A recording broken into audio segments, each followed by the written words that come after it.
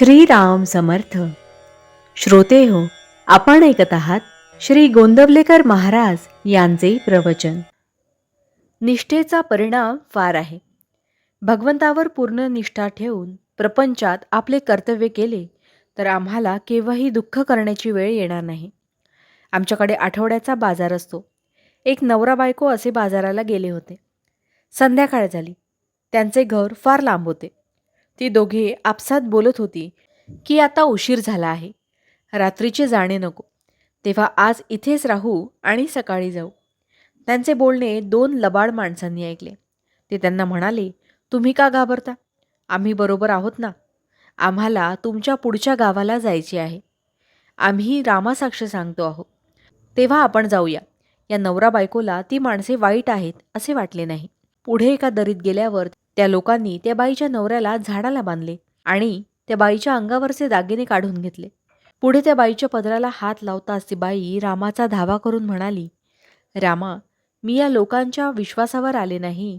त्यांनी तुझी साक्ष ठेवली, तुझी शपथ वाहिली, त्या शपथेच्या विश्वासावर मी आले. माझे रक्षण करणारा आता तूच आहेस.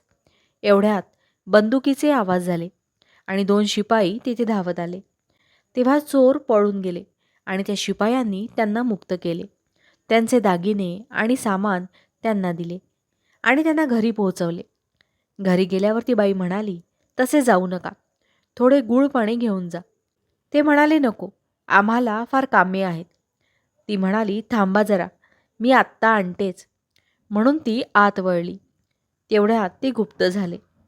निष्ठा ही अशी पाहिजे. आजवर कितीकांच्यावर किती बिकट प्रसंग आले असतील, परंतु त्यांच्या निष्ठेमुळेच ते त्यातून पार पडले. सगुण भक्तीचा जर काही मोठा फायदा असेल तर तो हा की जेव्हा आपण रामाच्या पायावर डोके ठेवतो तेव्हा आपल्या भावना उचंबळून येतात. अशावेळी आपण रामाला सांगावे, रामा, आता तुझ्याशिवाय मला कोणी नाही. मला तू आपलासा करून घे. मी अवगुणी असेन, पण तू माझा अव्हेर करू नकोस. मी तुला शरण आलो आहे. आपल्या स्वभावामध्ये भगवंताच्या श्रद्धेपासून उत्पन्न झालेला धीमेपणा म्हणजे धीर पाहिजे. जो भगवंतावर निष्ठा ठेवील त्याच्यावर साऱ्या जगाची निष्ठा बसेल. लोक देवाला सुद्धा बाजूला करतात आणि अशा निष्ठावान मनुष्याला बसतात. निष्ठेचा परिणाम फार आहे. भावार्थ, भगवंतावर पूर्ण निष्ठा ठेवून प्रपंच करा, तो खात्रीने सुखाचा होईल. जानकी जीवन स्मरण जय जय राम.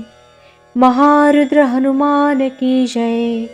समर्थ रामदास स्वामी महाराज की जय. सब संतन की जय.